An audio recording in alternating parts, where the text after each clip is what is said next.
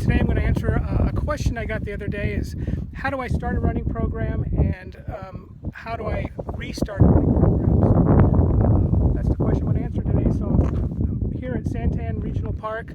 I'm in the middle of my long run. I'm at 10 miles, about 10 miles more to go. I'm training for a race in a couple weeks, and so I'm going to take a little break and do this video.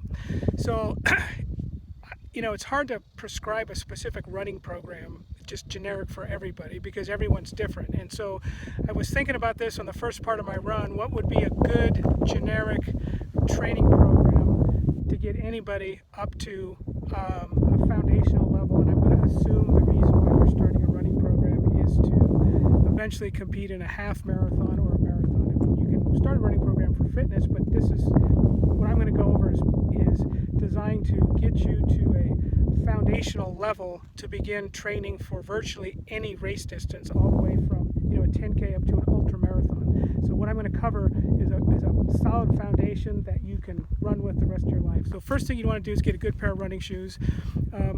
It doesn't matter what you currently have. Running shoes wear out, so a good pair of running shoes lasts 300 to 500 miles. So just assume whatever shoes you have aren't going to cut it, and you don't even know if they're the right shoes. So my recommendation is go to a running specialty store, not a box store that sells running shoes, but a store that caters to runners, because they'll know how to properly fit you for a running shoe. Now there's all different kinds for all different kinds of running needs. So what this store will do is they'll either put you on a treadmill or have you run outside. They'll watch how you run. They'll watch your biomechanics, how your foot strikes the ground, how your foot rolls or doesn't roll, how your knees move when you run, the size of your arch, a bunch of different factors, and then they'll make a shoe recommendation for you.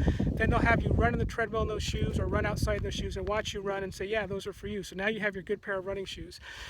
So now you're going to figure out when you're going to run. My recommendation is 5 days a week.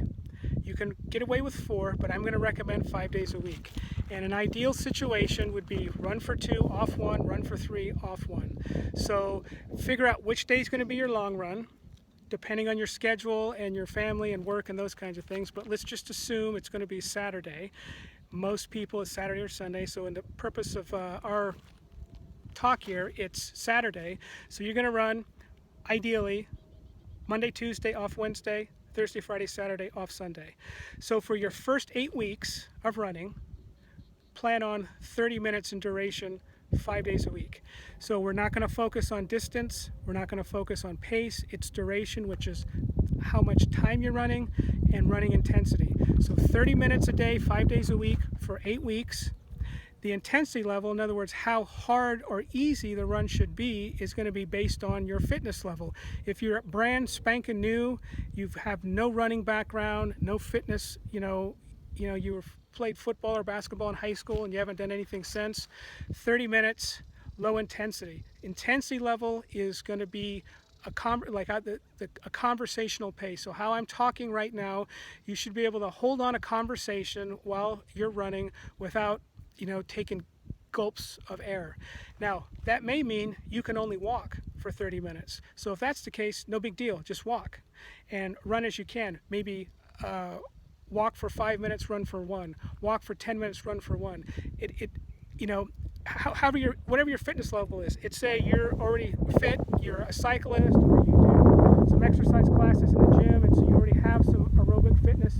Maybe you can run a little bit more. But regardless, run no more than 20 or 30 minutes with 10 minutes of walking. So 30 minutes, whatever intensity level is right for you, do that for 8 weeks. It's going to take that week, about 8 weeks, for your connective tissue and muscles to adapt to the stress of running. Even if you're already fit, you're not running fit, and so your connective tissue is not used to the stress of running specifically, so your cardiovascular fitness will adapt a lot faster than your connective tissue.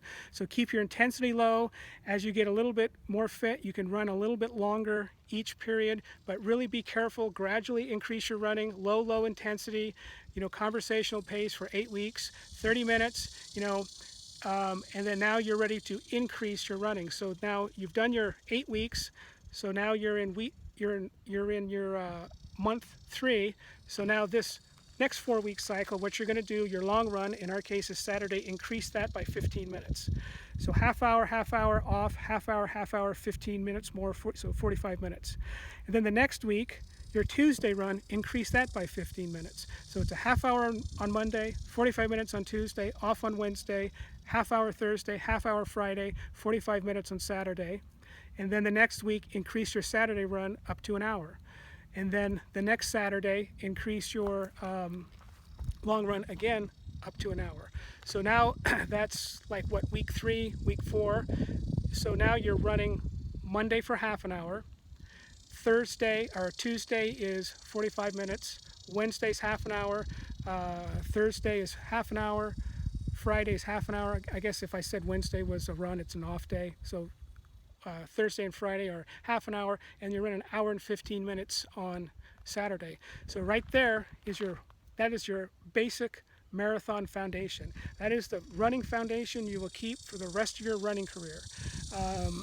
And what you're going to do now is every 3 weeks you're going to focus on increasing the amount of running you're doing. So run more and walk less during that duration. So keep that duration.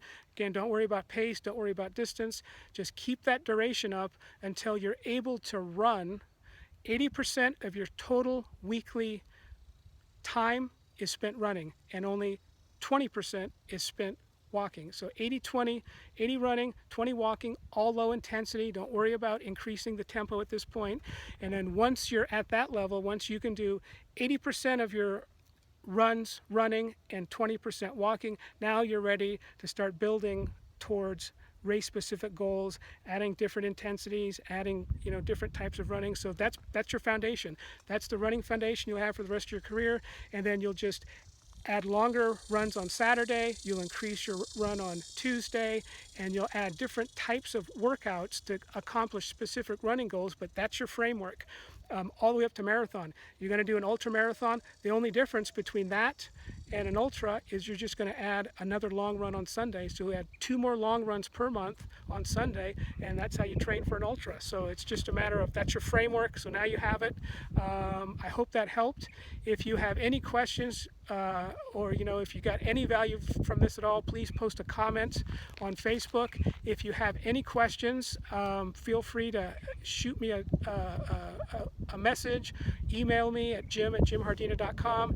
If you found this was valuable, and only if you found this was valuable, feel free to forward this or share this with others, and I hope that helps, and I hope to see you out there. Talk to you soon. Bye-bye.